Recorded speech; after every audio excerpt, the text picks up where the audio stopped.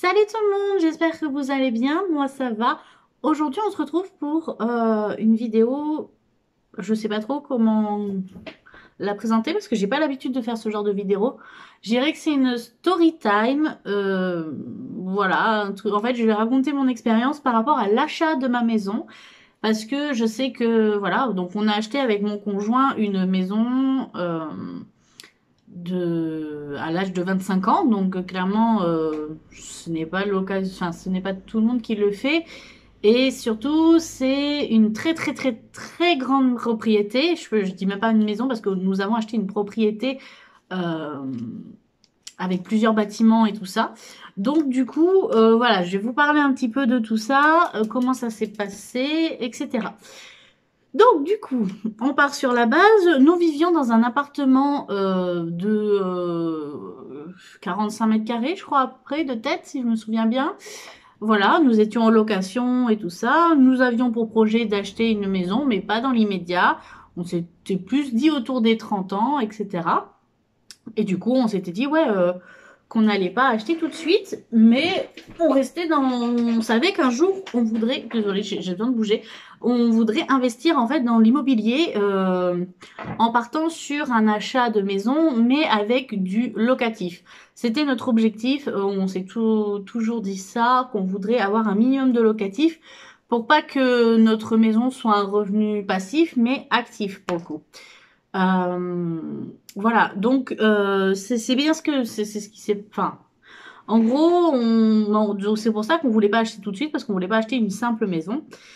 Et au final, donc on avait que moi je m'étais mis en fait sur Facebook, je suivais un peu les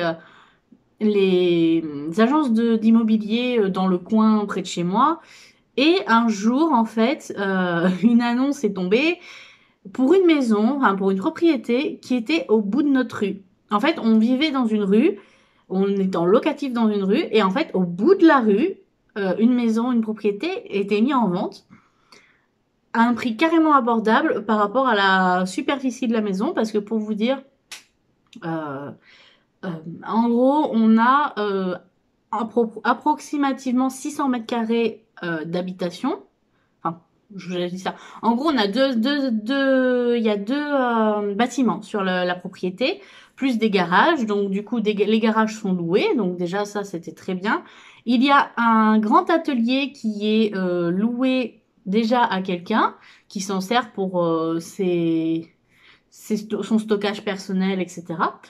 Et du coup, on avait la maison qui est sur 3 étages. Donc, 3 étages de très grands étages parce que c'est des étages de je crois que c'est des étages de plus de 80 mètres carrés.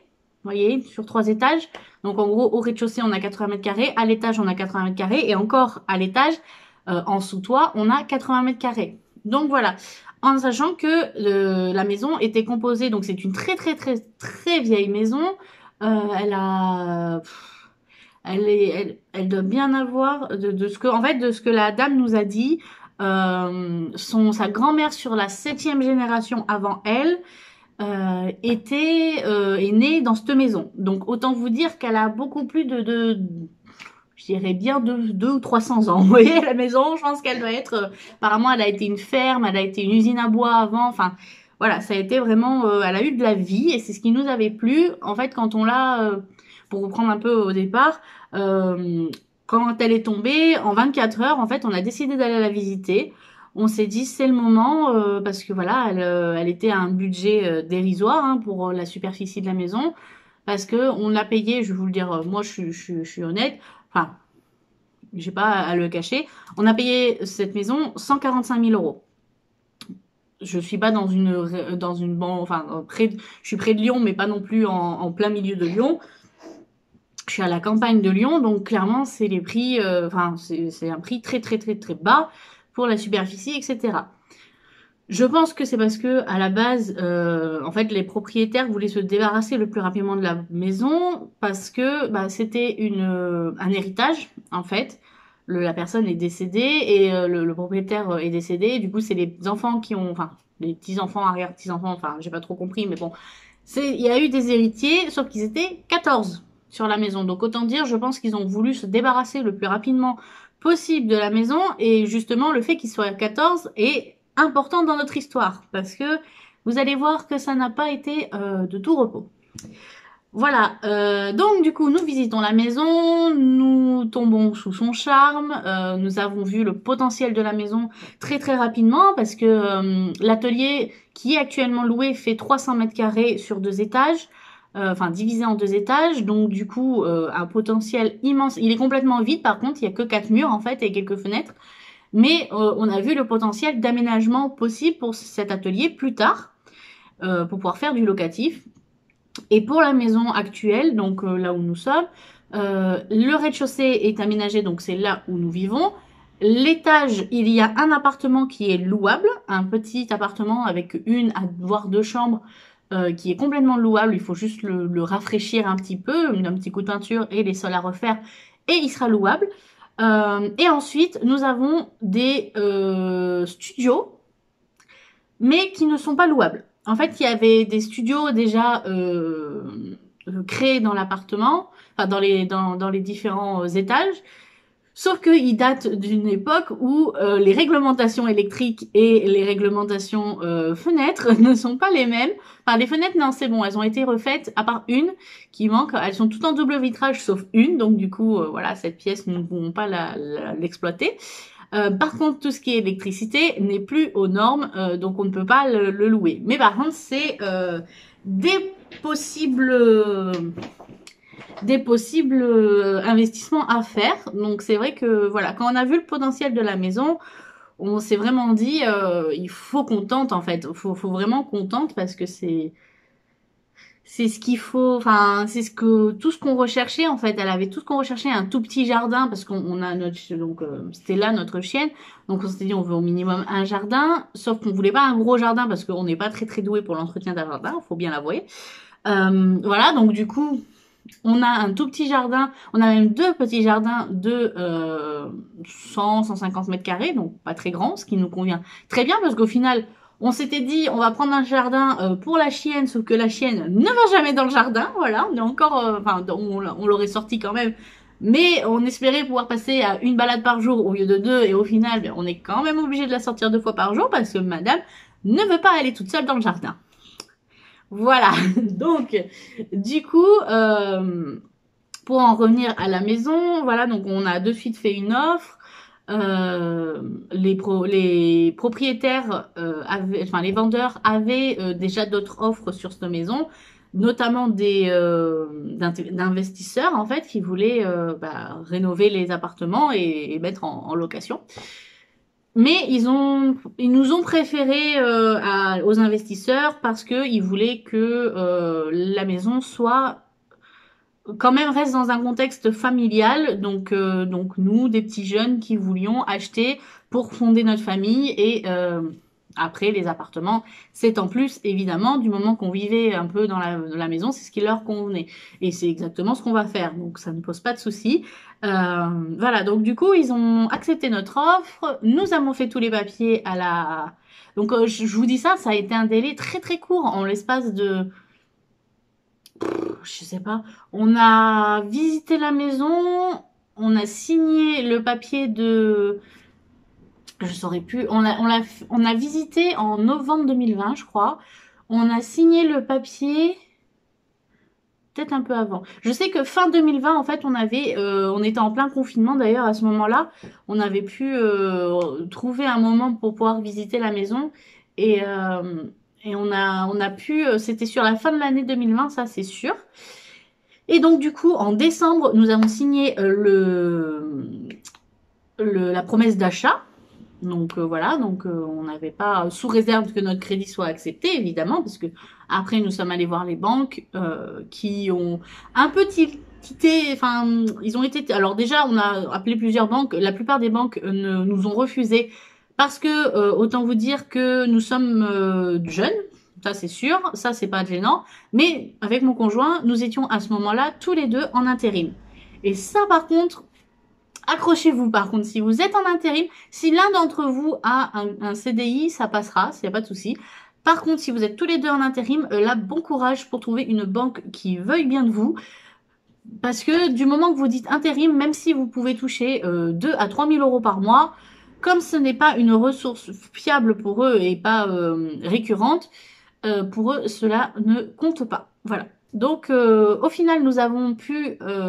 les seules banques qui nous a répondu favorable, je vais vous le dire, c'est la CIC, qui travaille avec les intérimaires. Du moment qu'on peut montrer que il y a du travail dans le métier que vous faites, et étant donné que nous sommes dans le médical, enfin médico-social, parce que je suis auprès des personnes handicapées et mon conjoint est aide-soignant, donc on aura toujours du travail en fait, surtout dans le contexte actuel, je pense que nous aurons toujours du travail. Et voilà. Donc la CIC a bien voulu de notre dossier, a mis une réserve évidemment sur le dossier, mais l'a quand même proposé à l'obtention en fait. Donc le temps de faire tous les papiers qui avaient été, c'est très très très long hein, les process administratifs, c'est vraiment quelque chose qui est pas agréable à faire. Surtout que c'est moi qui ai tout géré, étant donné que mon conjoint ne gère pas l'administration, hein, clairement. Voilà, donc j'ai passé des heures au téléphone avec le banquier, avec un peu tout.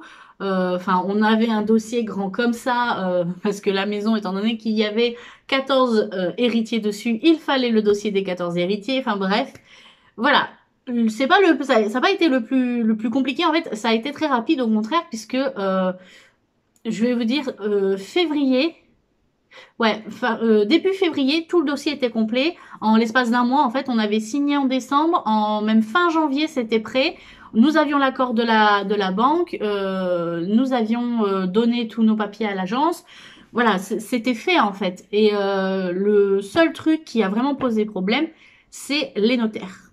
Alors les notaires, ça a vraiment été un enfer. Mais vraiment, quand je vous dis un enfer, c'est un enfer. Parce qu'en fait, étant donné que nous avions contracté un crédit, au moment de l'achat, nous aurions les prélèvements de la maison en fait. La maison, il y avait quelques travaux à faire, je ne l'ai pas précisé, il y avait quelques travaux à faire avant l'installation. Par exemple, l'électricité qui n'était plus vraiment aux normes, le tableau de disjoncteur n'était plus du tout aux normes, c'était un vieux disjoncteur, il fallait vraiment le refaire.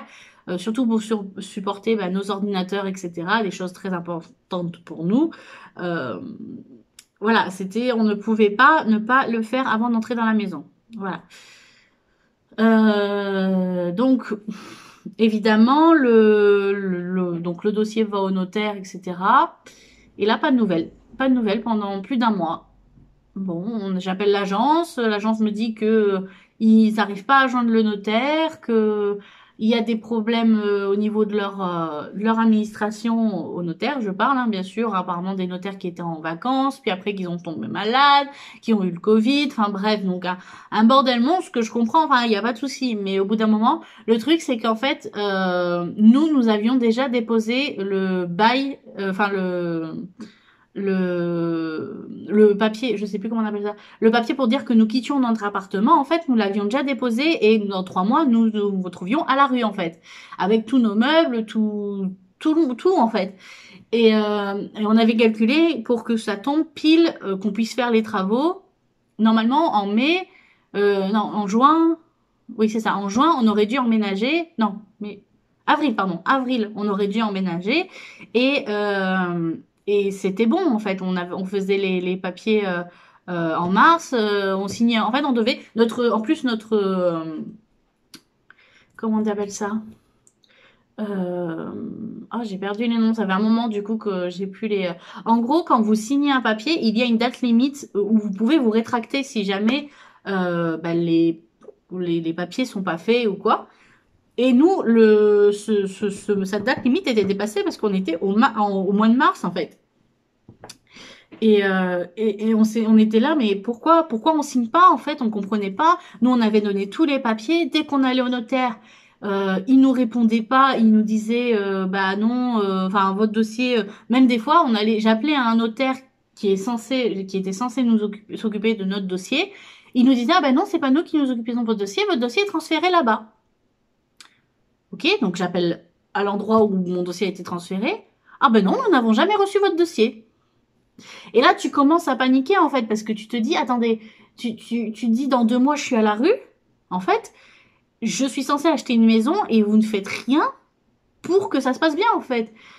Parce que vous transférez les dossiers, on ne sait pas pourquoi. Vous changez on change de notaire, on n'est même pas au courant.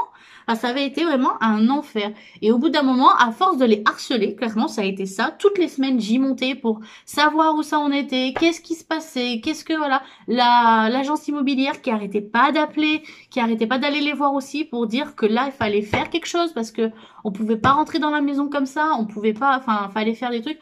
En plus, les propriétaires, comme ils étaient 14 héritiers, il fallait récupérer les dossiers, les papiers de tout le monde, en sachant qu'il y en avait qui étaient en Allemagne et en Belgique. Du coup, les papiers étaient bloqués à la frontière. Enfin, c'était, avec le Covid et tout, c'était un enfer. Vraiment un enfer. Je ne conseille à personne, en cas de reconfinement ou quoi, d'essayer de tenter d'acheter une maison à ce moment-là, parce que c'est un enfer. Et, euh, et en fait, au bout d'un moment, le mois passe, avril passe, mars, mai, oui, mars passe, avril passe, et on se retrouve début mai. Nous, on devait rendre notre appartement mi-mai, le 15 mai, on devait le rendre. Euh, et là, on se retrouve début mai. Je vais à l'agence, je leur dis là, il faut faire quelque chose en fait. Faut vraiment que vous vous occupiez de notre dossier parce que je leur dis dans 15 jours, nous sommes à la rue. Et je leur ai dit, si on se retrouve à la rue, on arrête la vente. En fait, c'est pas possible. On peut pas se permettre de devoir déménager et voilà, la famille pouvait nous accueillir, mais pas sur un temps trop long. Donc, fallait vraiment qu'ils commencent à se bouger, excusez-moi du terme, mais le cul, parce que là, ça devenait urgent. On ne pouvait pas, je leur ai dit, on ne peut pas aller vivre dans notre voiture. Ce n'est pas possible en fait. Et là, ils ont commencé à s'inquiéter et à dire, ah oui, là, va peut-être falloir se bouger. Voilà, donc au bout d'un moment, à 15 jours de la date où nous devions rendre l'appartement, ça faisait, en sachant qu'on avait aussi quelques petits travaux à faire dans l'appartement que nous louions, parce que on rend pas l'appartement dégueulasse, je suis désolée, nous on a un minimum de respect pour le propriétaire et il nous a prêté son appartement il nous a loué son appartement pendant 3 ans, on le rend assez propre et repeint et voilà, nickel. Sauf que du coup, le temps de faire le dossier, donc on s'était fixé une date au 7 mai, un truc comme ça. Le 7 mai, donc non, un jour avant, j'appelle pour confirmer en fait la date du 7 mai, le lendemain, en disant quel papier, qu'est-ce qu'il nous faut, etc. Et là, en fait, elle me dit, il nous faut le papier, l'attestation de banque, comme quoi votre crédit est accepté et tout ça. J'ai dit comment ça? Enfin, en gros, il devait m'envoyer un papier pour me dire que le dossier était fait et que il fallait le dossier pour le donner à la banque en fait. En fait voilà, il fallait un papier. Alors je vous dis ça, j'étais pas je suis plus dedans depuis un moment, donc ça fait voilà, c'est un peu compliqué de réexpliquer. Mais en gros pour vous dire, il manquait un papier venant des notaires que je dois envoyer à la banque pour que la banque débloque l'argent et l'envoie au notaire.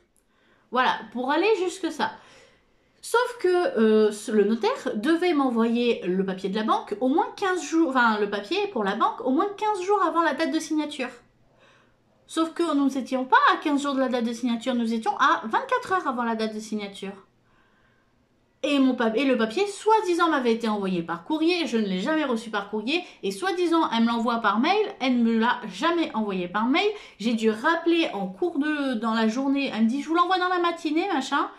Et elle me dit, au pire, on repoussera le rendez-vous. J'ai dit non, en fait. J'ai dit non, on ne repousse pas le rendez-vous. On ne peut pas repousser le rendez-vous. C'est pas possible, en fait. Il me le faut maintenant.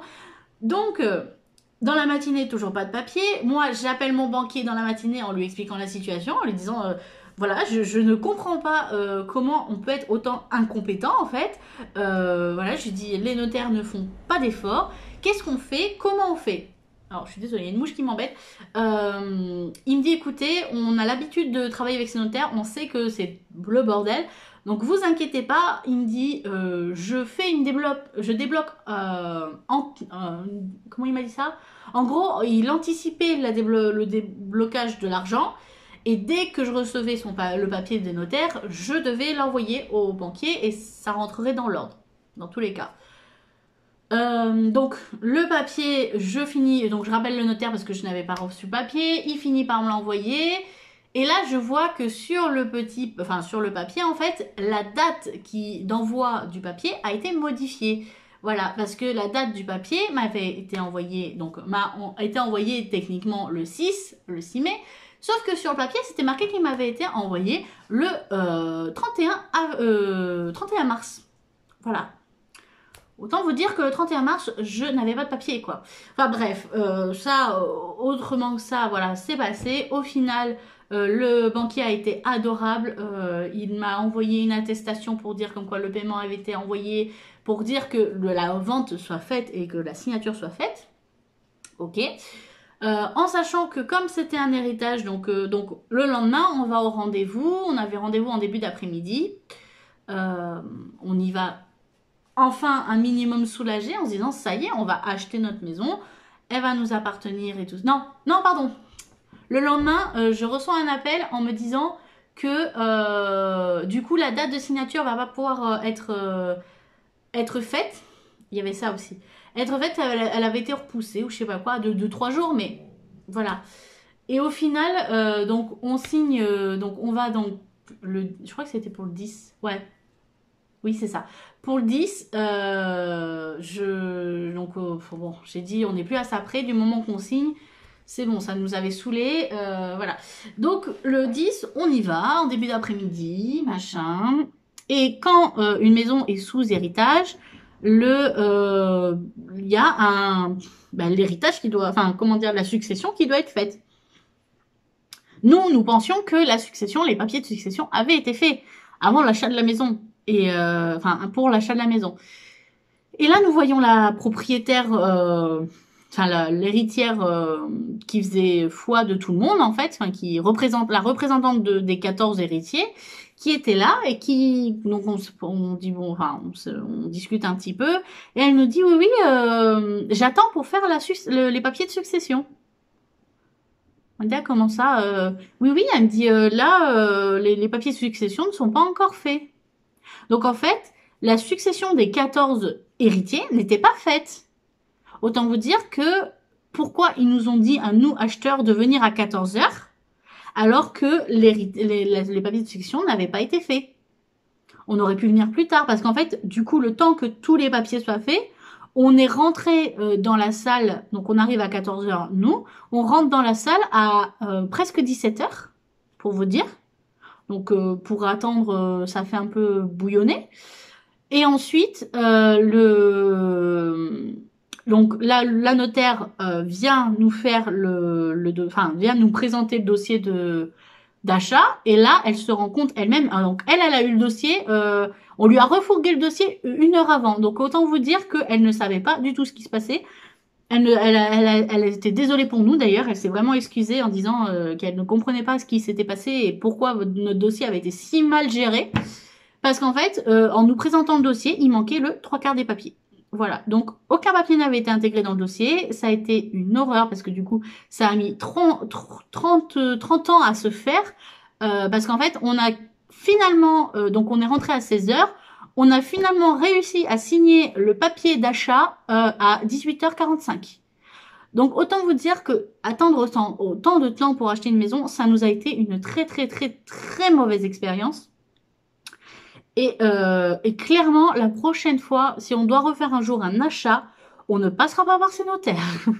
Clairement, on s'est dit on prendra nous-mêmes un notaire parce que nous, en fait, nous avions pris le notaire de la vendeuse parce qu'on ne connaissait pas ça. Et là, maintenant, clairement, tant pis, on paiera des charges parce que quand vous prenez un notaire vous-même, vous payez votre notaire, vous payez les charges.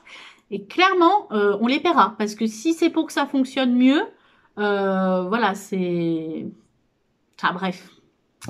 Parce que bon, en fait, quand le truc, c'est que vous savez, pour ceux qui ne savent pas, quand vous achetez une maison, vous avez un apport, enfin bref, tout ça, mais vous avez une partie de l'achat de votre maison qui est le pourcentage que les notaires se prennent.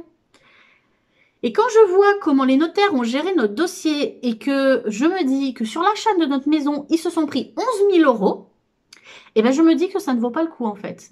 Clairement, ils ont été trop payés pour ce qu'ils ont fait. je suis désolée, faut être honnête, ils ont été beaucoup trop payés pour ce qu'ils ont fait. Et je leur ai dit, hein, moi je leur ai dit, franchement, c'est cher payé pour la qualité du service en fait. Ah, vraiment, c'était une horreur.